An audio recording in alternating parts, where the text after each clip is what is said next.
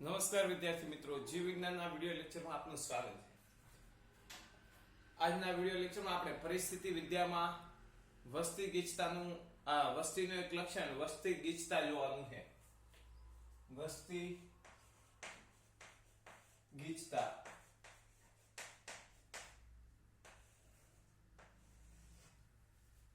બરાબર. હવે મિત્રો, સામાન્ય રીતે વસ્તીનું કદ છે એ કોઈ પણ નિવાસ સ્થાનમાં વસ્તીની સ્થિતિ વિશે ઘણું બધું કહી જતી હોય છે.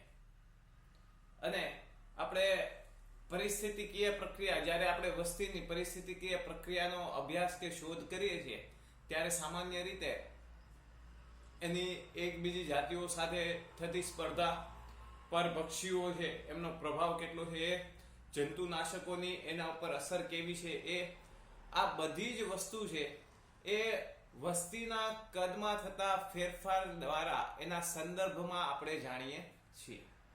બરાબર.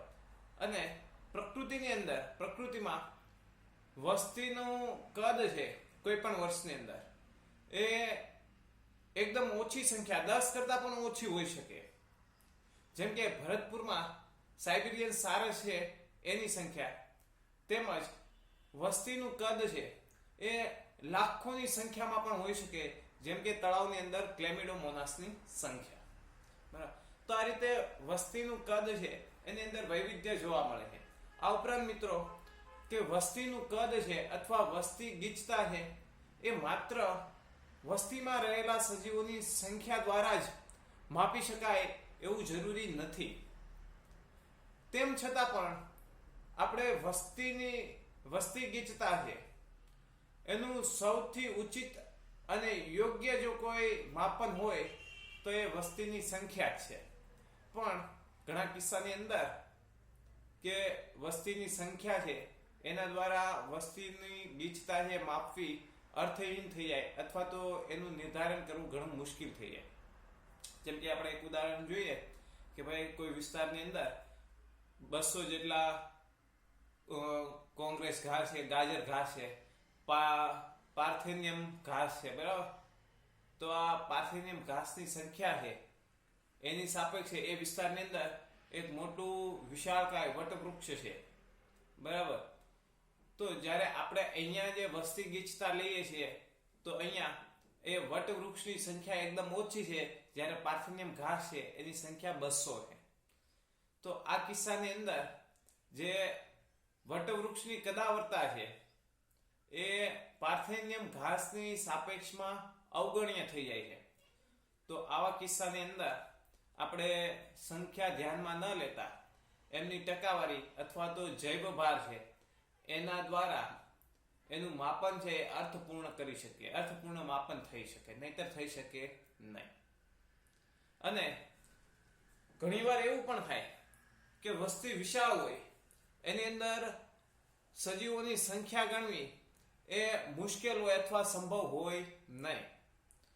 તો એવા કિસ્સામાં સમય પણ વધુ લાગે એમ હોય ત્યારે એની કુલ વસ્તી ગણવી એ સરળ હોતું નથી. તો આ કિસ્સાની અંદર ચોક્કસ પરિસ્થિતિકીય સંશોધન માટે આપણે એની નિરપેક્ષ સંખ્યા છે એને ગણી શકીએ, નિરપેક્ષ સંખ્યા છે એને વસ્તી ગીચતા માટે માપન લઈ શકીએ. ખૂબ જાણીતું ઉદાહરણ છે કે ભાઈ આપણે તળાવની અંદર માછલી ગણવી છે તો મુશ્કેલ થઈ જાય. તો દરેક પાસની અંદર સરેરાશ કેટલી માછલી આવે છે એના આધારે તળાવની માછલીની વસ્તી ગીચતા છે આપણે નક્કી કરી શકીએ. બરાબર. અને ઘણીવાર તો એવું થાય કે આપણે સજીવની, મોટા ભાગે તો એવું જ થતું હોય છે કે આપણે સજીવની સંખ્યા ગણતા હોતા નથી અને એમના અંદાજ કરીને આપણે વસ્તી ગીચતા નક્કી કરતા હોય છે.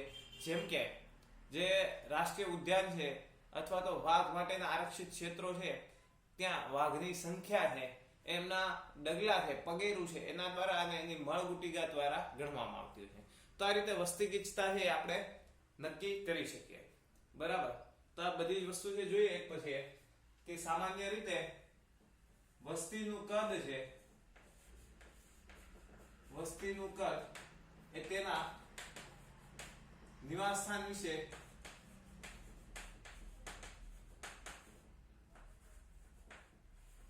ઘણું બધું કહી જાય છે, ઘણું કહી જાય છે,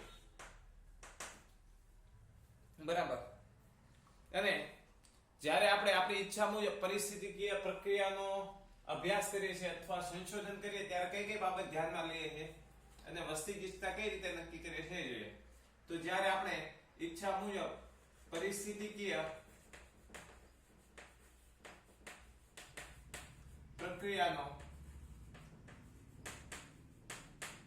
પ્રક્રિયાની તપાસ કે સંશોધન કરીએ ત્યારે આપણે તેમની અન્ય પ્રક્રિયાઓ છે, બરાબર, બીજી જાતિમાં થતી સ્પર્ધા,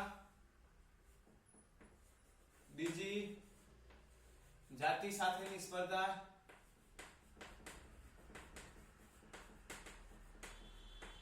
પરભક્ષીનો પ્રભાવ,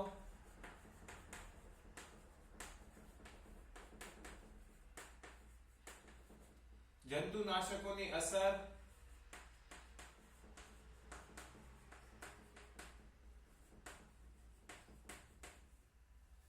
આ બધું જ ત્યાંની વસ્તીના કદમાં થતા પરિવર્તનના સંદર્ભમાં આપણે આનો અભ્યાસ કરીએ છીએ, આ પ્રક્રિયાનો અભ્યાસ કરીએ છીએ. આ તપાસ છે એ ત્યાંની વસ્તીના કદમાં થતા પરિવર્તનના સંદર્ભમાં કરીએ છીએ.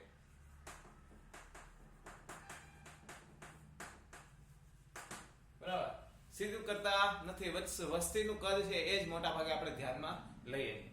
હવે કુદરતમાં, પ્રકૃતિ અથવા કુદરતમાં વસ્તીનું કદ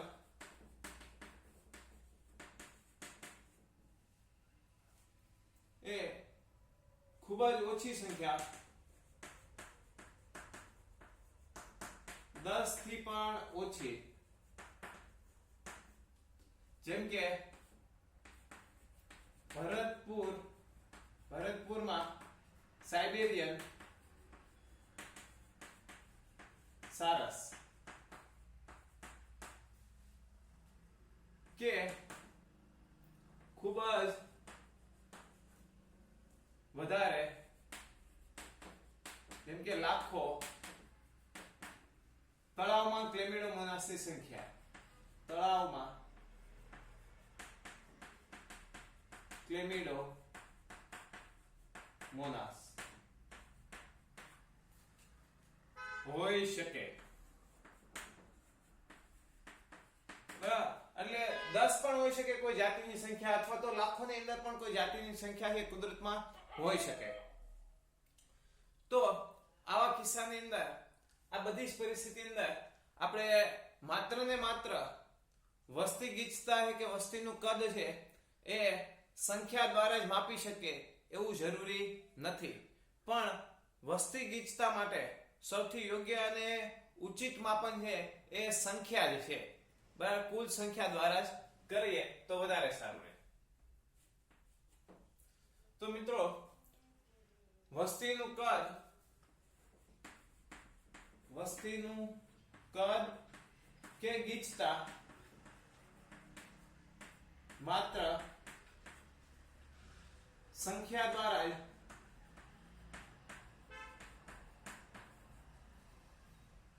કરી શકાય નહીં.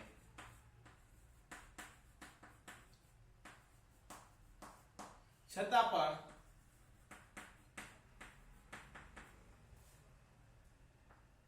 વસ્તીનું માપન, વસ્તીના કદના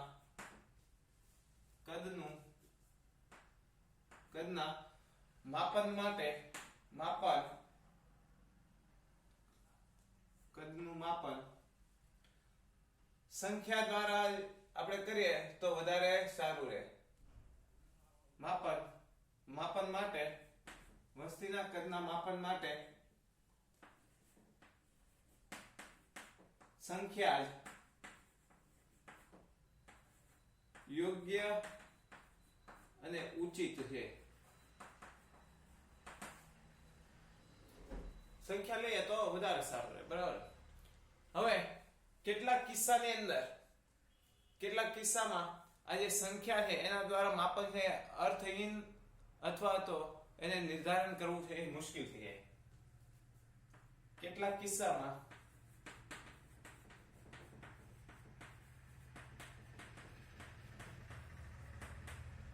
સંખ્યા દ્વારા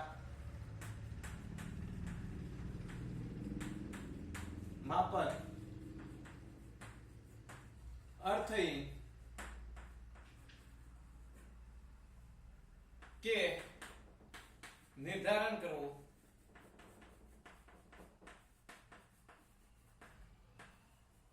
મુશ્કેલ હોય છે. જોઈએ એક ઉદાહરણ દ્વારા કે કોઈ વિસ્તારમાં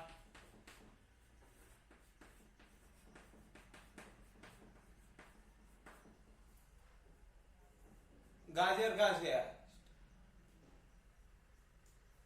કોઈ વિસ્તારમાં 200 ગાજર ઘાસ અથવા કોંગ્રેસ ઘાસ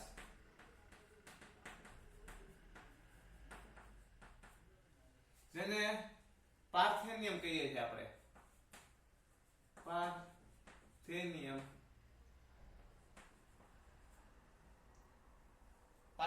કહીએ છીએ. બરાબર. પાર્થેનિયમ હાઇસ્ટેરોફોરસ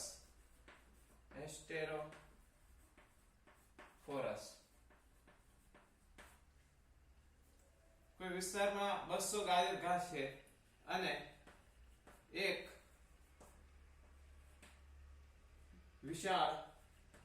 વિશાળકાય વટવૃક્ષ છે.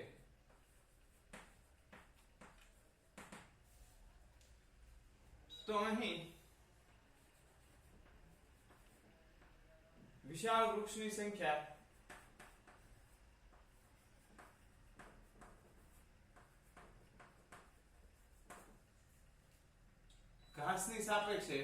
ઘાસની સંખ્યાની સાપેક્ષે ઓછી છે. એકદમ ઓછી છે. આમ આ કદાવર અથવા ગંજાવર વૃક્ષની વસ્તી ઘાસની સાપેક્ષે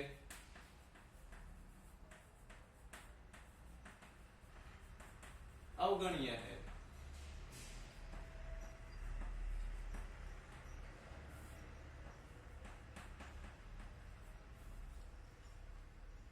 તો આવા કિસ્સાની અંદર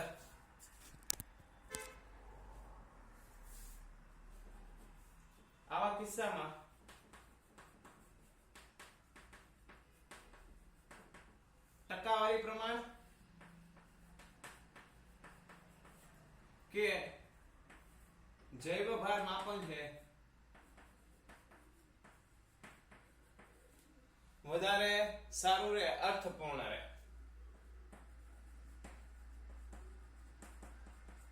અર્થપૂર્ણ માપન થાય. બરાબર. તો કેટલાક કિસ્સાની અંદર સંખ્યા ગણવી ખૂબ મુશ્કેલ હોય અથવા તો એ આપણે સરળતાથી ગણી શકીએ નહીં. બરાબર. તો એવા કિસ્સાની વાત કરીએ તો જો કુલ વસ્તી છે ખૂબ મોટી હોય અને ગણી શકવું સંભવ હોય નહીં અથવા તો વધુ સમય લાગે એવું હોય તો ત્યારે આપણે ચોક્કસ પરિસ્થિતિકીય સંશોધન માટે નિરપેક્ષ સંખ્યા વસ્તી ગીચતા માટે લઈ શકીએ નહીં. તો ત્યારે આપણે સાપેક્ષ વસ્તી ગીચતાના ઉદ્દેશથી પૂર્તિ કરી અને નિષ્પક્ષતાથી આપણે એની જે કામ છે એનું કામ છે એ ચલાવી શકીએ. બરાબર. જો વસ્તી વિશાળ હોય અને સંખ્યા ગણી સંભવ ના હોય, સંખ્યા ગણવી સંભવ ના હોય અથવા તો મુશ્કેલ હોય. બરાબર. સરળતાથી ગણી શકાય એવું હોય નહીં અને અથવા તો એ મુશ્કેલ હોય ત્યારે અથવા તો વધુ સમય લાગે એમ હોય ત્યારે, ના હોય તેમજ વધુ સમય લાગે તેમ હોય ત્યારે સાપેક્ષ સંખ્યા છે એ આ નિરપેક્ષ સંખ્યા છે એ વસ્તી ગીચતા માટે આપણે લેવી મુશ્કેલ થઈ જાય. વસ્તી એ નિરપેક્ષ સંખ્યા છે એ લઈ શકાય નહીં. તો સાપેક્ષ વસ્તી ગીચતાના ઉદ્દેશથી જ નિષ્પક્ષતાથી કામ ચલાવી શકાય. ત્યારે નિરપેક્ષ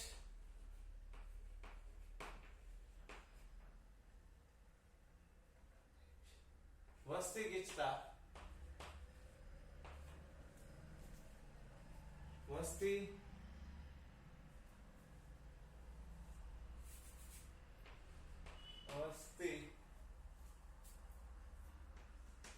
ગીચતા ગણવાના બદલે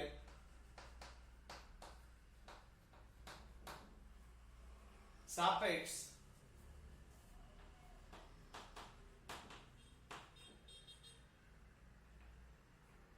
ગીચતાના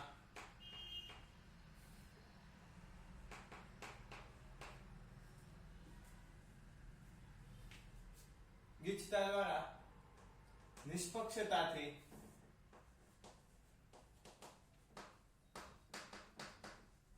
કામ ચલાવી શકાય.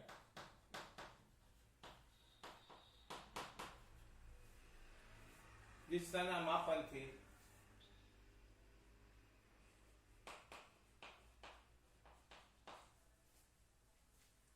બરાબર.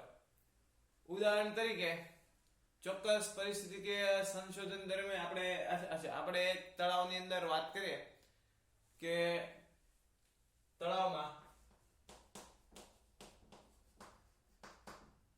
માછલીની સંખ્યા પ્રતિ પાસમાં પકડાયેલી માછલી દ્વારા કરી શકાય. માછલીની સંખ્યા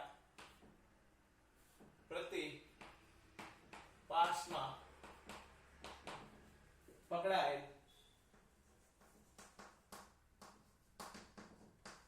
માછલી દ્વારા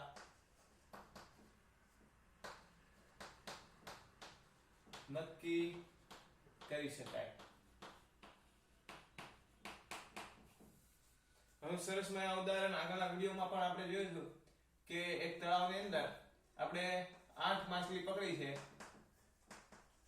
અને એને ચિહ્નિત કરી છે અને તળાવમાં પાછી છોડી દઈએ છીએ. આપણે ચિહ્નિત કરી પાછી છોડી દઈએ છીએ આપણે અને બીજી વાર જ્યારે પકડીએ છીએ તો ત્યારે 8 માછલી છે ચિહ્નિત હોય છે અને 4 ચિહ્ન વગરની. તો માછલી ની અંદર નવી માછલી કેટલી ઉમેરાયેલી? તો નવી માછલી 8 ઉમેરાય. એની અંદર નવી કેટલી ઉમેરાયેલી છે? 8 ઉમેરાય છે એવું આપણે કહી શકીએ. કેમ કે એક પાસની અંદર સરેરાશ 4 આવી તો એની અંદર ચિહ્નવાળી 4 હતી પણ ટોટલ આપણે કેટલી નાખી છે એમાં 8. તો 4 એ 4 આવી તો 8 આવે 8. ચાલે હો. તો આ રીતે આપણે ગણી શકીએ. ઘણીવાર આપણે વસ્તીની ગીચતા છે એ વસ્તી ગીચતા જોયા વગર કે ગણતરી કર્યા વગર નક્કી કરતા હોય છે.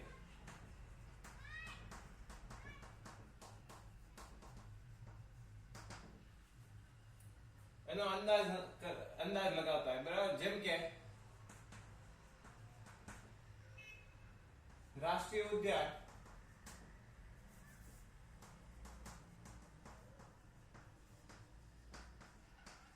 કે વાઘ આરક્ષિત વિસ્તારમાં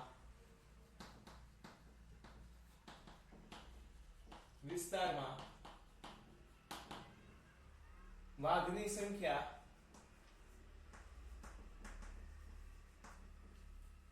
તેના પગલાની છાપ કે મળગુટિકા દ્વારા નક્કી કરતા હોઈએ છીએ. આ રીતે વસ્તી ગીચતાનું માપન કરી શકાય. બરાબર, તો આ છે આપણું પરિસ્થિતિ વિદ્યાનું વસ્તી ગીચતાનું લક્ષણ, વસ્તીનું લક્ષણ વસ્તી ગીચતા. કોઈ પણ ડાઉટ હોય તો નોટ કરી રાખજો. ડાઉટ સેશનની અંદર આપણે એને સોલ્વ કરીશું.